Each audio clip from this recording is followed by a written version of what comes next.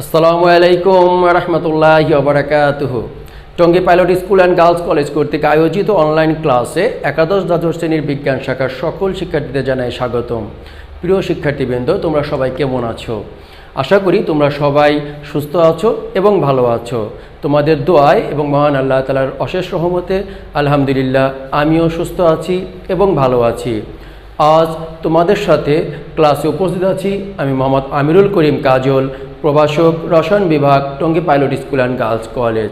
শিক্ষার্থীরা, আজ আমরা পড়ব রসায়ন দ্বিতীয় পত্র, প্রথম অধ্যায় পরিবেশ রসায়ন, এনভায়রনমেন্টাল কেমিস্ট্রি। শিক্ষার্থীরা, আজ আমরা এই অধ্যায়ের উপর দ্বিতীয় ক্লাস করব।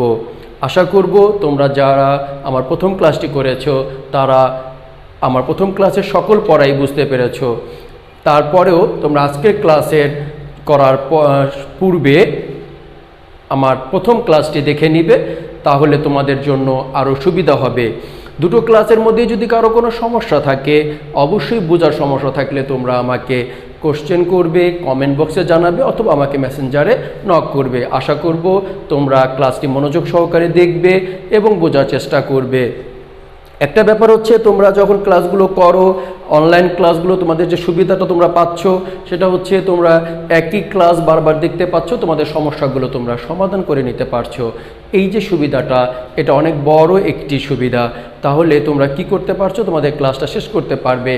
চলো আমরা প্রথমেই দেখে নেই আজকের ক্লাসে শেষে কি কি শিখতে পারবো। আমরা আজকের ক্লাসে আলোচনা করব অ্যাসিড ও ক্ষারের তীব্রতা নিয়ে। তার মানে আমরা আজকের ক্লাস শেষে অ্যাসিড ক্ষারের তীব্রতা সম্পর্কে আমরা জানতে পারবো, জারণ সংখ্যা নির্ণয় করতে পারবো। এখানে একটু বলে নেই, আজকে আমাদের যে টপিকস নিয়ে আলোচনা করছি, যে অধ্যায় নিয়ে আলোচনা করছি, এই অধ্যায়ে জারণ সংখ্যা নেই, কিন্তু আমি জারণ সংখ্যাটা কেন বোঝাবো এটাও বলে দিচ্ছি। কারণ আমাদের আজকের টপিকে একটা অংশ আছে, যে অংশটা জারণ সংখ্যা না জানলে তোমরা করতে পারবে না। আমি ধরেই নিলাম তোমরা জারণ সংখ্যা পারো, যেহেতু 9 10-এ তোমরা জারণ সংখ্যা নির্ণয় করা শিখেছিলে। তারপরেও অনেকেই ভুলে যেতেই পারো, আর আমার জারণ সংখ্যা না পারলে আমার আজকের পরবর্তী টপিকগুলো তোমরা বুঝতে পারবে না। এ কারণেই আমি জারণ সংখ্যা নির্ণয় করাটাও দেখিয়ে দেব।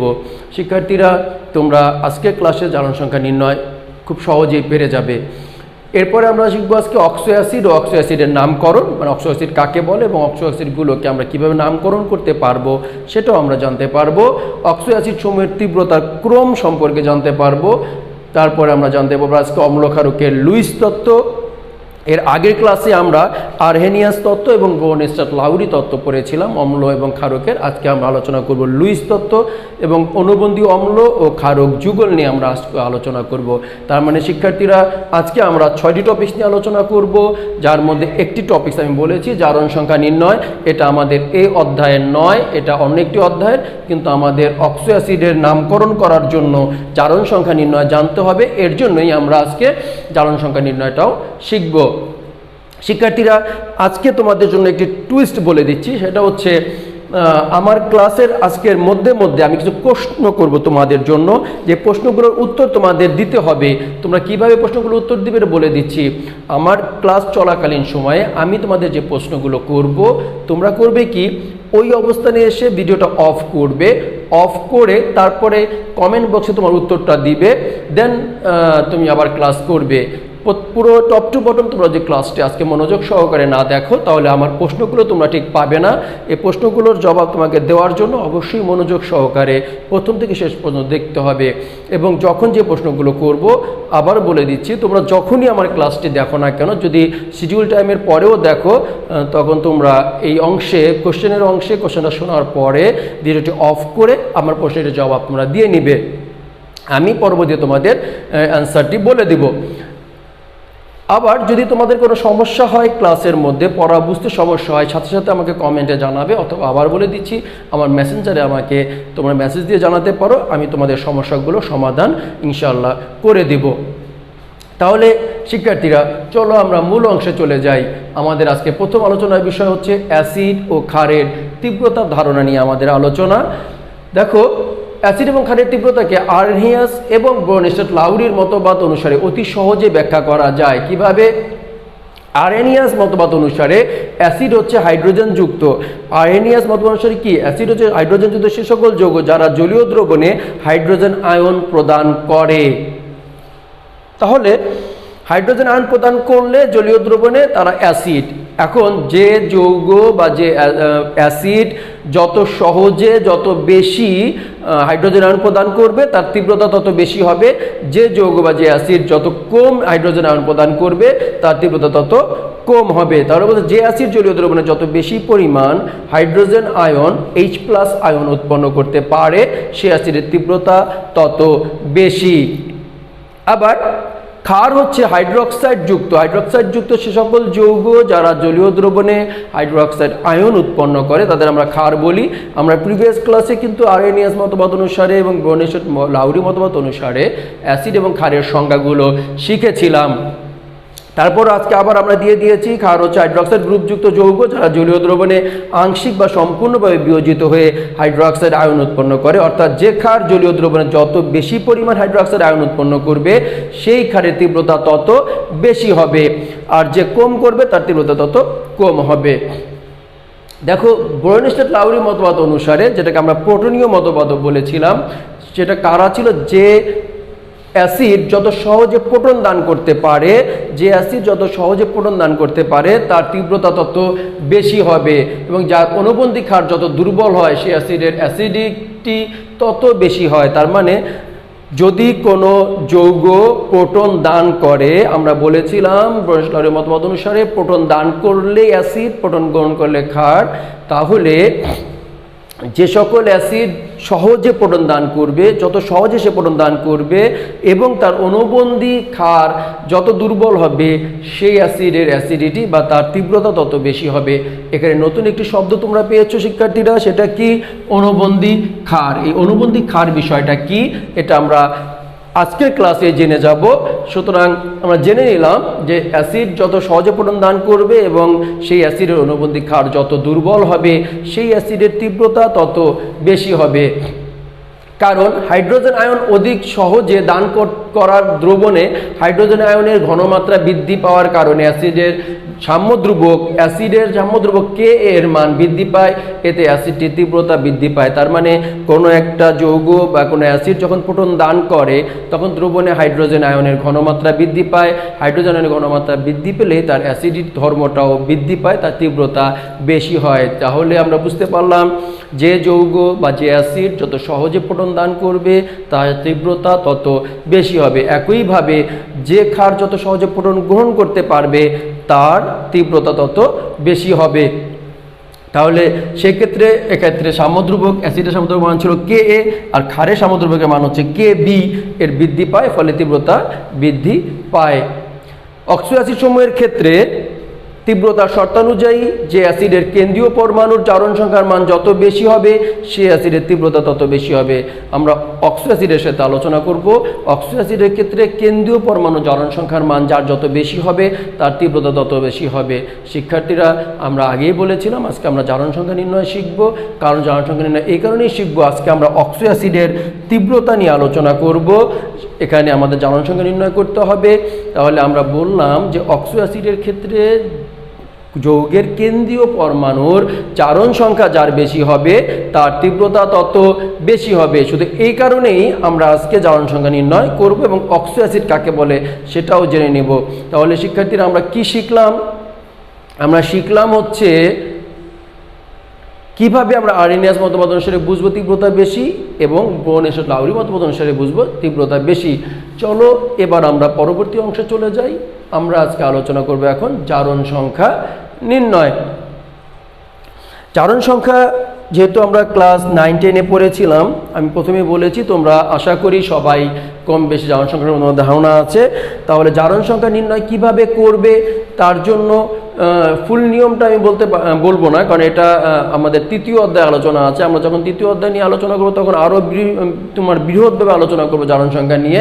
জাস্ট আমরা জারণ সংখ্যা নির্ণয় করার ফর্মুলাটা দেখে নিই। এর জন্য আমার কিছু জারণ সংখ্যা মুখস্থ রাখতে হবে, কিছু মৌলের জারণ সংখ্যা মুখস্থ রাখতে হবে। এবং এটাও জানবো আমরা কোনো মৌল বা মৌল বা যৌগের অণুর জারণ সংখ্যা 0 হয়, কিন্তু যখন তারা কোনো যৌগ গঠন করে, কোনো মৌল যখন যৌগ গঠন করে তখন তাদের একটা জারণ সংখ্যা থাকে। সেই জারণ সংখ্যাগুলো আমরা এখান থেকে দেখে নিব এবং এগুলো অবশ্যই খাতায় তুলে মুখস্থ করে নিব। দেখো আমি তোমাদের এখানে দিয়েছি, যে মানগুলো দিয়েছি এই মানগুলো তোমরা এখনই খাতায় লিপিবদ্ধ করে নাও। কার জারণ সংখ্যা কত, কাদের জারণ সংখ্যা কত, এটা লিখে নাও। এটা তোমাদের লাগবে। একটু পরে আমরা দেখব কিভাবে জারণ সংখ্যা নির্ণয় করার ক্ষেত্রে এগুলো ব্যবহৃত হয়। এগুলো দিয়ে আমরা যে কোনো যৌগের জারণ সংখ্যা নির্ণয় করতে পারবো। দেখো আমরা একটা এক্সাম্পল দেখি, যে পটাশিয়াম পার ম্যাঙ্গানেট KMnO4 যৌগে Mn পরমাণুর জারণ সংখ্যা নির্ণয় করো। KMnO4 এই যৌগে পটাশিয়াম পার ম্যাঙ্গানেট Mn পরমাণুর জারণ সংখ্যা নির্ণয় করো। আমরা প্রথমেই আমরা দেখে নিয়েছিলাম একটু আগে যে পটাশিয়ামের জারণ সংখ্যা যে +1 এবং অক্সিজেনের জারণ সংখ্যা -2। আমরা কি করব, ম্যাঙ্গানিজের জারণ সংখ্যা Mn এর জারণ সংখ্যা নির্ণয় করছি। ধরে নিলাম ম্যাঙ্গানিজের জারণ সংখ্যা হচ্ছে X। আমরা একটা কথা জানি যে একটি যৌগে সামগ্রিকভাবে সেটা চার্জ নিরপেক্ষ থাকে। তার মানে একটা যৌগের ক্ষেত্রে, কোনো একটা যৌগের ক্ষেত্রে যা জারণ সংখ্যার মান হয় 0 বা 0, তার মানে তারা চার্জ নিরপেক্ষ থাকে। এর মানে হচ্ছে পটাশিয়ামের +1, এখানে একটি পটাশিয়ামের জন্য আমাদের কোনো সংখ্যা দিতে হয়নি। ম্যাঙ্গানিজ আমরা ধরে নিয়েছিলাম X, এবং প্লাস এখানে অক্সিজেনের হচ্ছে -2 কয়টা অক্সিজেন, 4টা অক্সিজেন, ইন্টু 4 দিলাম। সামগ্রিকভাবে চার্জ নিরপেক্ষ মানে তাদের মান হবে 0, আমরা 0 দিয়ে দিলাম। শিক্ষার্থীরা এরপর আমরা ম্যাথমেটিক্যাল টার্ম করব, +1 + x -8 = 0 বা x = +7। তার মানে এই যৌগে পটাশিয়াম পারম্যাঙ্গানেট যৌগে ম্যাঙ্গানিজের জারণ সংখ্যা হচ্ছে +7। শিক্ষার্থীরা এখানে একটা কথা বলে দেই, মনে রাখবে আমরা জারণ সংখ্যার ক্ষেত্রে এই সংখ্যার আগে অবশ্যই প্লাস দিতে হবে। কারণ কিছু ক্ষেত্রে আমরা অনেক সময় জানি অঙ্কের ক্ষেত্রে কোনো একটা সংখ্যার আগে যদি কোনো চিহ্ন না থাকে সেক্ষেত্রে আমরা তাকে ধনাত্মক ধরে নেই, বাট জারণ সংখ্যার ক্ষেত্রে এখানে ধনাত্মক চিহ্ন দেওয়া ম্যান্ডেটরি, বাধ্যতামূলক, তোমাকে এখানে দিতেই হবে। সুতরাং এখানে বলবে না স্যার এখানে ভুলে দেইনি, এটা বলা যাবে না। এসব ক্ষেত্রে অবশ্যই প্লাস চিহ্ন মাইনাস চিহ্নগুলো কি আলাদাভাবে ইন্ডিকেট করে দিতে হবে। তাহলে আমরা দেখলাম কিভাবে একটা যৌগ থেকে ম্যাঙ্গানিজের মানে একটা কেন্দ্রীয় পরমাণু জারণ সংখ্যা নির্ণয় করতে হয়। শিক্ষার্থীরা তোমরা দেখে নিয়েছো ম্যাঙ্গানিজের জারণ সংখ্যা হচ্ছে +7। আমরা আরও একটি প্র্যাকটিস করব যৌগ দিয়ে। একটি দেখলাম, ধরে নাও K2Cr2O7 পটাশিয়াম ডাইক্রোমেট K2Cr2O7 যৌগে ক্রোমিয়াম পরমাণুর জারণ সংখ্যা নির্ণয় করো। এই অবস্থায় এসে শিক্ষার্থীরা তোমরা আমার ভিডিওটা অফ করে দাও। অফ করে দিয়ে পজ করে দিয়ে তোমরা কি করো, এটা দেখি নিজেরা করো, চেষ্টা করো। পটাশিয়াম ডাইক্রোমেট K2Cr2O7 এ ক্রোমিয়ামের জারণ সংখ্যা নির্ণয় করে আবার নতুন করে ক্লাসটা শুরু করবে। দেখো আমরা পটাশিয়ামের জারণ সংখ্যা একটু আগেই দেখেছিলাম, অক্সিজেনের দেখেছিলাম, ক্রোমিয়ামেরটা আমরা নিজেরা ধরে করব। দেখি কে করতে পারো। চলো আমি এবার তোমাদের করে দেই, তোমরা যারা করেছো তারা একটু মিলিয়ে নাও কিভাবে করবে। পটাশিয়ামের জারণ সংখ্যা +1, অক্সিজেনের -2, ক্রোমিয়ামের আমরা এবার ধরে নেব x, শুধু x, প্লাস মাইনাস না, মাইনাস তো ধরবই না, +x। আমরা জানি একটি যৌগের সামগ্রিকভাবে চার্জ নিরপেক্ষ। সুতরাং আমরা কি করব, +1 × 2 + 2x। এক্ষেত্রে শিক্ষার্থীরা দেখো তোমরা যারা প্র্যাকটিসটি করেছো এখানে দেখো এর আগের যৌগে পটাশিয়াম পারম্যাঙ্গানেটে Kmn ছিল, Mn এর সাথে কোনো সংখ্যা ছিল না, এর জন্য ওখানে শুধু x দিয়েছিলাম। যেহেতু এখানে ক্রোমিয়াম 2টি, আমাকে এখানে কি দিতে হবে, 2x ব্যবহার করতে হবে। প্লাস -2 × 7 = 0। এখান থেকে আমরা সহজেই কি করতে পারবো, ক্রোমিয়ামের জারণ সংখ্যাটি নির্ণয় করতে পারবো। আমরা দেখতে পাচ্ছি ক্রোমিয়ামের জারণ সংখ্যা +6। তোমরা যারা বাড়ির কাজটি করেছিলে করার সাথে সাথে দেখো এখন মিলিয়ে নিতে পারছো। অবশ্যই তোমাদের যে বাড়ির কাজ করেছে এটা ছবি তুলে আমাকে কমেন্ট বক্সে পাঠিয়ে দিবে, আমি দেখব তোমরা কে বাড়ির কাজটি করেছো। যদিও আমি এটার সলভ করে দিলাম, পটাশিয়াম ডাইক্রোমেটটা আমি করে দিলাম, কিন্তু তোমাদের তো পটাশিয়াম ডাইক্রোমেট আমি বাড়ির কাজ বললাম যে তোমরা করে দাও। এবার অন্য একটি যৌগের কথা বলি, যে যৌগটা তোমরা আমাকে করে দিবে, যে যার জারণ সংখ্যা কত। তোমরা এবার কাজ করো, এখন আবার ভিডিওটি পজ করো, পজ করে আমাকে দাও কার্বনিক অ্যাসিড H2CO3, H2CO3 লিখে নাও সবাই। H2CO3 যৌগে কার্বনের জারণ সংখ্যা নির্ণয় করো, সবাই বাইরে কাজ করে নাও। H2CO3 যৌগে কার্বনের জারণ সংখ্যা নির্ণয় করে ছবি তুলো, ছবি তুলে আগে পোস্ট করে দাও, আমি চেক করে দিব H2CO3 যৌগে কার্বনের জারণ সংখ্যা কত। চলো আমরা জারণ সংখ্যা নির্ণয় করা শিখলাম, এবার আমরা পরবর্তী অংশে চলে যাব। আমরা আগেই বলেছিলাম আমাদের এই অধ্যায়টা জারণ সংখ্যা নির্ণয় করার নয়, কিন্তু কেন জারণ সংখ্যা নির্ণয় করা শিখেছিলাম পরবর্তী অংশটা আমরা আলোচনা করতে সুবিধা হবে। এর জন্য আমি আশা করব প্রত্যেকটা শিক্ষার্থী তোমরা যারা আমার ক্লাসটি ফলো করছো, জারণ সংখ্যা নির্ণয় তোমরা অলরেডি শিখতে পেরেছো। চলো আমরা পরবর্তী অংশে চলে যাচ্ছি। Oxo acid. অক্সো অ্যাসিড কাকে বলে? আমরা তো অ্যাসিড জেনেছিলাম যে হাইড্রোজেনযুক্ত যে সকল যৌগ জলীয় দ্রবণে হাইড্রোজেন আয়ন প্রদান করে তারা অ্যাসিড। অক্সো অ্যাসিড, অক্সো মানে অক্সিজেন, তার মানে এখান থেকে আমরা বুঝতে পারছি অক্সিজেনযুক্ত অ্যাসিড সমূহকে আমরা কি বলবো? Oxo acid. অক্সিজেনযুক্ত অ্যাসিড সমূহকে আমরা অক্সো অ্যাসিড বলি। খুবই সহজ সংজ্ঞা অক্সো অ্যাসিড, তার মানে যে সকল যৌগের মধ্যে অ্যাসিডের মধ্যে অক্সিজেন বিদ্যমান তাদেরকে আমরা বলি অক্সো অ্যাসিড। সাধারণত অক্সো অ্যাসিডগুলো তিনটি মৌল দ্বারা গঠিত, এর মধ্যে একটি কমন হচ্ছে অক্সিজেন, হাইড্রোজেন তো থাকতেই হবে অ্যাসিডে এই ক্ষেত্রে, এবং তার সাথে যে কোনো একটি অধাতু যুক্ত থাকে, যেমন H2SO4, এখানে হাইড্রোজেন এবং অক্সিজেন বিদ্যমান, তার সাথে সালফার রয়েছে। দেখো HNO3, এখানে হাইড্রোজেন অক্সিজেনের পাশাপাশি নাইট্রোজেন রয়েছে।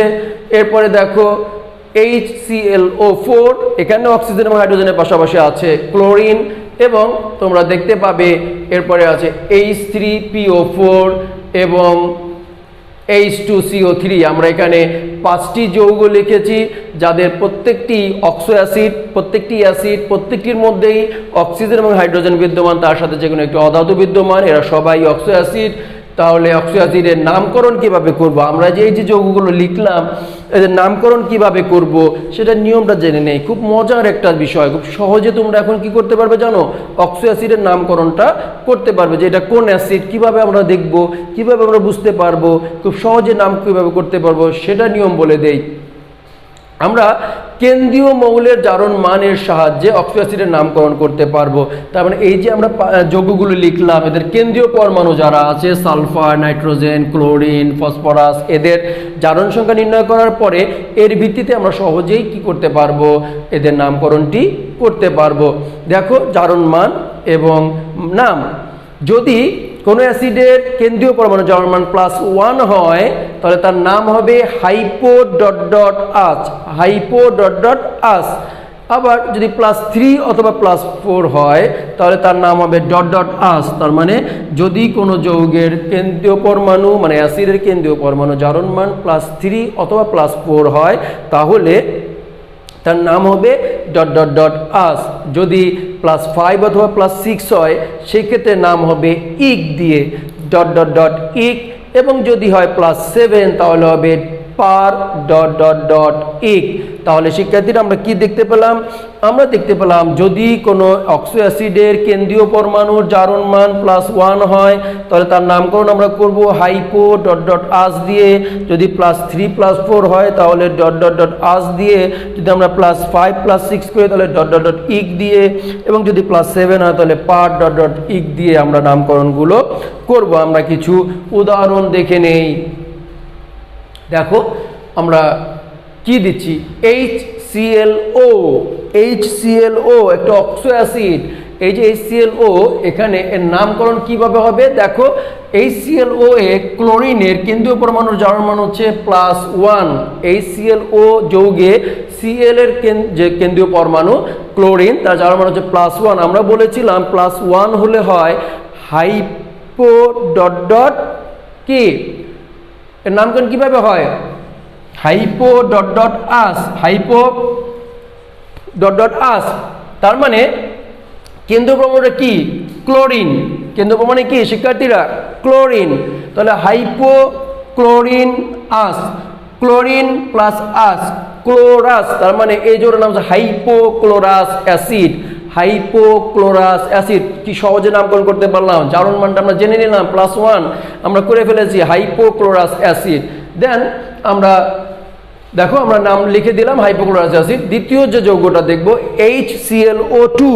HClO2 এই যৌগে ক্লোরিনের জারণ মান হচ্ছে +3। দেখো ক্লোরিনের জারণ মান +3, তোমরা জারণ মান নির্ণয়টা নিজেরা করে নেবে। এখানে আরেকটা কথা বলে দিই, এটাও তোমরা আমাকে মানে লিখে ছবি তুলে কমেন্ট বক্সে পাঠাবে, কেন এটা +3 হলো, কেন এটা +1 হলো, এটাগুলো ছবি তুলে আমাকে পাঠাবে। এখানে দেখো আমরা বলেছিলাম যদি +3 +4 হয় তাহলে হয় ডট ডট ডট আস, তার মানে হচ্ছে ক্লোরিন প্লাস আস, তার মানে এটা ক্লোরাস। এই যৌগটির নাম হবে ক্লোরাস অ্যাসিড। তার মানে এটা ছিল হাইপোক্লোরাস অ্যাসিড, এটা শুধু ক্লোরাস অ্যাসিড। HClO2 কিভাবে আমরা জানলাম? যেহেতু তার জারণ মান হচ্ছে +3। পরবর্তী যৌগটা আমরা শিক্ষার্থীরা দেখে নেই, HClO3। দেখো এক্ষেত্রে ক্লোরিনের জারণ মান +5 এবং +6 হলে হয় ডট ডট ডট ইক, তাহলে নামকরণটা হবে ক্লোরিন প্লাস ইক। শিক্ষার্থীরা বলো তো, তোমরা বলো, সন্ধি বিচ্ছেদ আমরা করেছি ছোটবেলায়, ক্লোরিন প্লাস ইক, ক্লোরিন প্লাস ইক কি হয়? ক্লোরিন প্লাস ইক, ক্লোরিক। দ্যাট মানে এই যৌগটির নাম ক্লোরিক অ্যাসিড, ক্লোরিক অ্যাসিড। তাহলে আমরা খুব সহজে নামকরণ করতে পারলাম।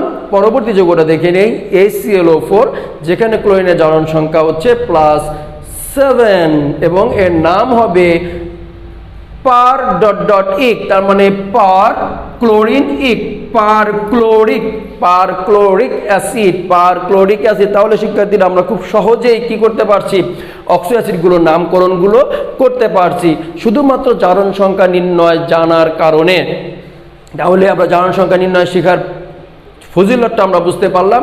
এবং তোমরা কি করবে, এই ক্লাসের মধ্যেই আমার এই 4টা যৌগের জারণ সংখ্যা যে আমরা বের করলাম, কিভাবে বের করলাম এটা নিজেরা বের করে আমাকে ছবি তুলে কমেন্ট বক্সে পাঠিয়ে দিবে অথবা আমাকে মেসেঞ্জারে পাঠিয়ে দিবে, আমি তোমাদেরটা দেখে নিব। শিক্ষার্থীরা এবার চলো আমরা দেখি H2SO4, HNO3, HClO4, H3PO4 এবং H2CO3, এই যে 5টা অক্সো অ্যাসিড আছে এদের ক্রম, তীব্রতার ক্রম জানবো, যে কোন অ্যাসিডটি সবচেয়ে বেশি তীব্র, কোনটি কম তীব্র, কোনটি দুর্বল, এটা আমরা জানবো। এই কিভাবে জানবো সেটা আমরা বের করব। আমরা জানি অক্সো অ্যাসিডের জারণ সংখ্যার মান, যে অক্সো অ্যাসিডের জারণ সংখ্যার মান যত বেশি হবে তার তীব্রতা তত বেশি হবে। তাহলে প্রথমে আমাকে কি করতে হবে, এই 5টা অ্যাসিডের যদি আমি তীব্রতা নির্ণয় করতে চাই তাহলে আমাকে তাদের কেন্দ্রীয় পরমাণু জারণ সংখ্যা নির্ণয় করে নিতে হবে।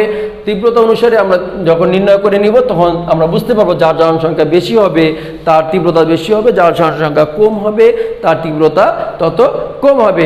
দেখো H2SO4 সালফিউরিক অ্যাসিড, সালফিউরিক অ্যাসিডে সালফারের যে কেন্দ্রীয় পরমাণু সালফার তার জারণ মান হচ্ছে +6, এটাও তোমরা বের করে নিবে, প্র্যাকটিস করবে। HNO3 nitric acid, HNO3 nitric acid এর কেন্দ্রীয় পরমাণু হচ্ছে নাইট্রোজেন, তার জারণ সংখ্যা হচ্ছে +5। এরপরে দেখো HClO4 পারক্লোরিক অ্যাসিড এর কেন্দ্রীয় পরমাণু ক্লোরিন, তার জারণ সংখ্যা হচ্ছে +7। এরপরে দেখো ফসফরিক অ্যাসিড H3PO4, দেখো এর জারণ মান হচ্ছে +5, কেন্দ্রীয় পরমাণু হচ্ছে P, এর জারণ সংখ্যা +5। ফসফরিক অ্যাসিড ইক ডট ডট ইক, ফসফরিক, দেখেছো কি সহজে আমি নাম বলে ফেলতে পারতেছি। কার্বনিক অ্যাসিড H2CO3 এর কেন্দ্রীয় পরমাণুর মান হচ্ছে +4। তাহলে আমরা কি করতে পারলাম, একটা জিনিস দেখো, 5টা যৌগেরই 5টা অ্যাসিডেরই কেন্দ্রীয় পরমাণুর জারণ সংখ্যা আমরা নির্ণয় করে ফেলেছি, +6 +5 +7 +5 +4। আমরা কি বলেছিলাম, যে অ্যাসিডের কেন্দ্রীয় পরমাণুর জারণ সংখ্যার মান যত বেশি হবে তার তীব্রতা তত বেশি হবে। আমরা খুব সহজেই বলতে পারছি যেহেতু পারক্লোরিক অ্যাসিডের জারণ মান সবচেয়ে বেশি +7, তাহলে তার অ্যাসিডিটি বা তার তীব্রতা সবচেয়ে বেশি। এই 5টা অ্যাসিডের মধ্যে সবচেয়ে তীব্র অ্যাসিড হচ্ছে HClO4। এরপরে দেখো সালফিউরিক অ্যাসিড H2SO4, যার জারণ সংখ্যা +6, তাহলে তার তীব্রতা এই পারক্লোরিক অ্যাসিডের পরেই যার অবস্থান হচ্ছে সালফিউরিক অ্যাসিড। সমস্যাটা হয়ে গেছে কোন জায়গায়, দেখো এখানে দুটা অ্যাসিডের জারণ মান, কেন্দ্রীয় জারণ মান +5 এসেছে। একটা হচ্ছে নাইট্রিক অ্যাসিড, একটা ফসফরিক অ্যাসিড। এই দুটো অ্যাসিডের HNO3 এবং H3PO4, এই দুটি অক্সি অ্যাসিডেরই কেন্দ্রীয় পরমাণু জারণ সংখ্যা সমান এসেছে। এটা নিয়ে আমরা একটু পরে আবার আলোচনা করে দিচ্ছি তোমাকে। এরপরে কার্বনিক অ্যাসিড H2CO3 এ কার্বনের জারণ সংখ্যার মান হচ্ছে +4। আমি একটু আগে তোমাদের বাইরের কাজ দিয়েছিলাম, বলেছিলাম যে এটা বের করে দাও, সেটা আবার এখানে পাচ্ছ, তার মান হচ্ছিল +4। তাহলে আমরা সহজে বুঝতে পারছি সবচেয়ে দুর্বল অ্যাসিড হচ্ছে এখানে কার্বনিক অ্যাসিড H2CO3 +4। সমস্যাটা পড়ে গিয়েছি কোথায়, এই দুইটা যৌগের ক্ষেত্রে। এই ক্ষেত্রে নিয়মটা বলে দেয়, নিয়ম দেখে নাও। যদিও নাইট্রিক অ্যাসিড এবং ফসফরিক অ্যাসিড এই দুটো অ্যাসিডের মধ্যেও পরমাণু জারণ সংখ্যা সমান এসে পড়েছে, যখন সমান এসে পড়বে তখন আমরা দেখব কেন্দ্রীয় পরমাণুর মধ্যে এই যে দুটো কেন্দ্রীয় পরমাণু নাইট্রোজেন এবং ফসফরাস, তার মধ্যে যার আকার ছোট হবে যার আকার ছোট হবে তার তীব্রতা বেশি হবে, যার আকার ছোট হবে তার তীব্রতা বেশি হবে। আমরা জানি ফসফরাসের চেয়ে নাইট্রোজেনের চার্জের ঘনত্ব বেশি, কারণ নাইট্রোজেনের আকার কি ফসফরাস অপেক্ষা ছোট। যার আকার ছোট হবে তার তীব্রতা তত বেশি হবে। তার মানে এ কারণেই নাইট্রিক অ্যাসিডের তীব্রতা ফসফরিক অ্যাসিডের থেকে বেশি হবে। আবার বলে দিচ্ছি শিক্ষার্থীরা, কিভাবে করব, যখন দুটো অক্সো অ্যাসিডের কেন্দ্রীয় পরমাণুর জারণ সংখ্যা সমান হয়ে যাবে তখন আমরা দেখব কোন কেন্দ্রীয় পরমাণুটির আকার ছোট। যার আকার ছোট হবে তার ইলেকট্রন ঘনত্ব বেশি হবে, চার্জের ঘনত্ব বেশি হবে, তার তীব্রতা তত কি হবে, বেশি হবে। তাহলে আমরা কিন্তু এখন 5টি যৌগেরই তীব্রতা ক্রম করতে পারবো। কি কি হবে, HClO4, তার থেকে কম হবে H2SO4, তারপরে HNO3, H3PO4 এবং H2CO3। তার মানে এই 5টা অ্যাসিডের মধ্যে পারক্লোরিক অ্যাসিড সবচেয়ে বেশি তীব্র, then sulphuric acid, nitric acid, phosphoric acid এবং কার্বনিক অ্যাসিড। তাহলে তার তীব্রতা বৃদ্ধি ওই পাশে পাচ্ছে শিক্ষার্থীরা। তাহলে আমরা এখন সবাই কি করতে পারবো, অক্সো অ্যাসিডগুলোর তীব্রতাও করে ফেলতে পারবো। আশা করি তোমরা সবাই এই জিনিসটাও শিখতে পেরেছো। একটা জিনিস কি জানো, পড়ালেখাটা মজা নিয়ে করতে হয়। মজা না করলে সেই পড়ার প্রতি আগ্রহ থাকে না। আমি আশা করব তোমরা সবাই আমরা যে পড়াটা পড়াই এগুলো একটু মজা করার চেষ্টা করবে, এই জিনিসগুলো শেখার চেষ্টা করবে। শিখতে পারলে অনেক ভালো লাগে।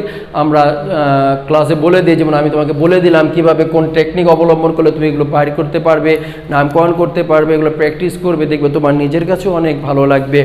শিক্ষার্থীরা চলো আমরা পরবর্তী অংশে চলে যাই। আমাদের আজকের পরবর্তী আলোচনার বিষয় আমরা জানি লুইস অ্যাসিডের তত্ত্ব, লুইস তত্ত্ব, অম্লক্ষারকের লুইস তত্ত্ব, Lewis theory of acid and base. শিক্ষার্থীরা, লুইস ওনার পুরো নাম হচ্ছে GN লুইস। 1923 সালে অম্লক্ষারক সম্পর্কে তার বিখ্যাত ইলেকট্রনীয় মতবাদ উপস্থাপন করেন। এর আগে আমরা দুটো মতবাদ শিখেছিলাম, আর্হেনিয়াসের মতবাদ এবং ব্রনিস্টেড লাউরি মতবাদ। এবং শিক্ষার্থীরা তোমরা জানো এর আগের ক্লাসে আমরা আর্হেনিয়াস মতবাদের সীমাবদ্ধতা নিয়ে আলোচনা করেছি, ব্রনিস্টেড লাউরি মতবাদের সীমাবদ্ধতা নিয়ে আলোচনা করেছি। এই দুটো মতবাদের সীমাবদ্ধতাকে ওভারকাম করার জন্যই মূলত GN লুইস সাহেব 1923 সালে তার অ্যাসিডের তত্ত্বটা দেন, অম্লীয় ইলেকট্রনীয় মতবাদ উপস্থাপন করেন, যেটাকে আমরা বলি লুইস তত্ত্ব।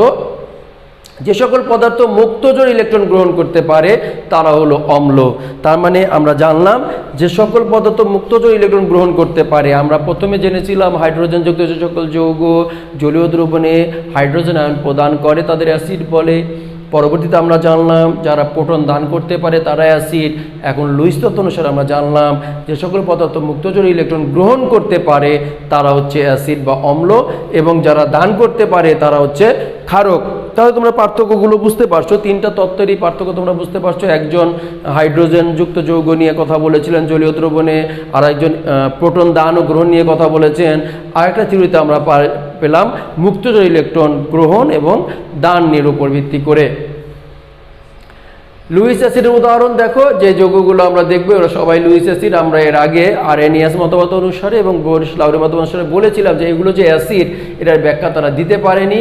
কিন্তু কেন এরা অ্যাসিড? কারণ এই যে যৌগগুলো আমরা লিখছি সবাই কিন্তু কি করতে পারে, মুক্ত জোড় ইলেকট্রন গ্রহণ করতে পারে। এই কারণেই তারা অ্যাসিড। এবং লুইস ক্ষারকের উদাহরণ হিসেবে দেখো, যারা যে সকল যৌগ আমরা লিখছি এরা সবাই কেন ক্ষারক, কারণ এরা সবাই মুক্ত জোড় ইলেকট্রন কি করতে পারে, প্রদান করতে পারে। এবং এ কারণেই এই মুক্ত জোড় ইলেকট্রন দানে সক্ষম বলেই মূলত এই যৌগগুলো, এই আয়নগুলো ক্ষারক।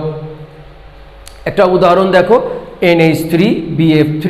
এখানে NH3 মানে হচ্ছে অ্যামোনিয়া। অ্যামোনিয়ার মধ্যে নাইট্রোজেনের এক জোড়া মুক্ত জোড় ইলেকট্রন আছে।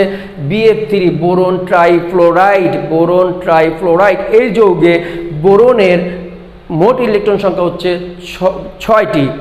তার মানে তার অষ্টক পূরণ হয়নি, অষ্টক সংকোচন অবস্থায় আছে। অষ্টক পূরণ করার জন্য তার আরও 2টো ইলেকট্রন দরকার। এখন সে চাইলেই কি করতে পারবে, অ্যামোনিয়া থেকে এক জোড়া ইলেকট্রন গ্রহণ করতে পারবে। আবার অ্যামোনিয়া চাইলেই এক জোড়া ইলেকট্রন দান করতে পারবে। যেহেতু এখানে অ্যামোনিয়া তার এই একজন ইলেকট্রন কি করলো, BF3 বোরন ট্রাইফ্লোরাইডকে প্রদান করে দিল।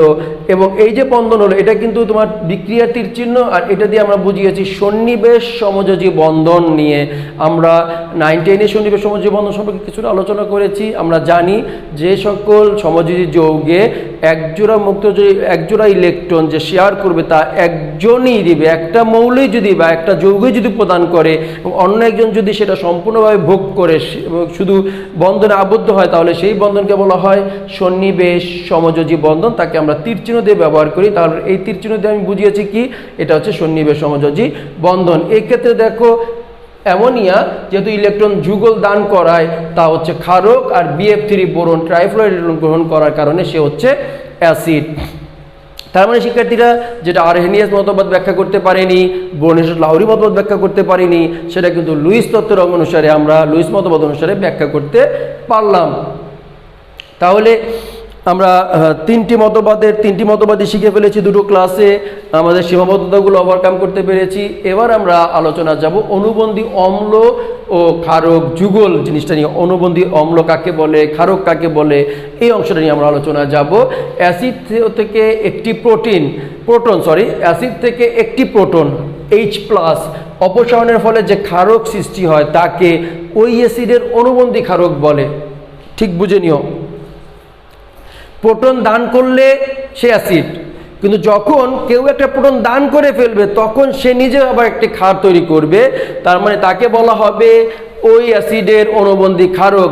এই প্রক্রিয়ায় প্রাপ্ত অ্যাসিড ও ক্ষারক যুগলকে বা জোড়াকে আমরা বলবো অনুবন্ধী অ্যাসিড ক্ষারক যুগল। দেখো একইভাবে ক্ষারকের সাথে একটি প্রোটন যখন যুক্ত হবে, একটা প্রোটন যুক্ত হবে, তখন সেটা কি হয়ে যাবে, অনুবন্ধী অ্যাসিড হয়ে যাবে এবং তারকে বলা হবে অনুবন্ধী অ্যাসিড ক্ষারক যুগল। অনুবন্ধী উদাহরণ দেখো তোমরা, অ্যাসিড প্লাস ক্ষারক। তার মানে অ্যাসিড এবং ক্ষারক বিক্রিয়া করলে লবণ ও পানি উৎপন্ন হয়, কিন্তু যখন অ্যাসিড একটা প্রোটন দান করবে তখন সে হয়ে যাবে ক্ষারক, এবং এই ক্ষারক যখন একটি প্রোটন গ্রহণ করবে তখন সে হয়ে যাবে অ্যাসিড। তার মানে অ্যামোনিয়া পানিতে দ্রবীভূত হয় তখন নিম্নরূপ বিক্রিয়া করে। একটা বিক্রিয়া দেখো, অ্যামোনিয়া প্লাস পানি বিক্রিয়া করে কি উৎপন্ন করছে, এখানে অ্যামোনিয়া হচ্ছে ক্ষারক, পানি হচ্ছে এক্ষেত্রে অ্যাসিড। এক্ষেত্রে লক্ষ্য করে দেখো উৎপন্ন হচ্ছে কি ammonium ion plus hydroxide ion. এক্ষেত্রে অ্যামোনিয়াম হচ্ছে অ্যাসিড এবং হাইড্রোক্সাইড আয়ন হচ্ছে ক্ষারক। দেখো এই অ্যাসিডটা যখন প্রোটন দান করছে তখন উৎপন্ন হয়েছিল ক্ষারক, এই ক্ষারকটি যখন প্রোটন গ্রহণ করেছিল তখন সেটা হয়ে গেছে অ্যাসিড। এই কারণে এই ক্ষারকের অনুবন্ধী অ্যাসিড হচ্ছে গিয়ে এটা, এই ক্ষারকের এবং এই দুটোকে বলা হবে অনুবন্ধী অ্যাসিড ক্ষারক যুগল, এবং এই অ্যাসিডের অনুবন্ধী ক্ষারক হচ্ছে এই হাইড্রোক্সাইড মূলক, এবং এরা দুজন হবে অনুবন্ধী অ্যাসিড ক্ষারক যুগল। শিক্ষার্থীরা দেখো আমরা কিন্তু ধাপে ধাপে আমরা শিখতে পারছি কিভাবে এখানে কোনটার জায়গায় কি বসাবো, কি হবে না হবে সবগুলো আমরা দেখতে পাচ্ছি। তোমরা চাইলেই এই ক্লাসটা আবার বারবার দেখে তোমরা কি করতে পারো, তোমাদের সমস্যাগুলোকে সমাধান করতে পারো। আমরা আমাদের যতগুলো টপিকস নিয়ে আলোচনা করার কথা ছিল শিক্ষার্থীরা সবগুলো টপিকসে কিন্তু আমরা আলোচনা করে ফেলেছি।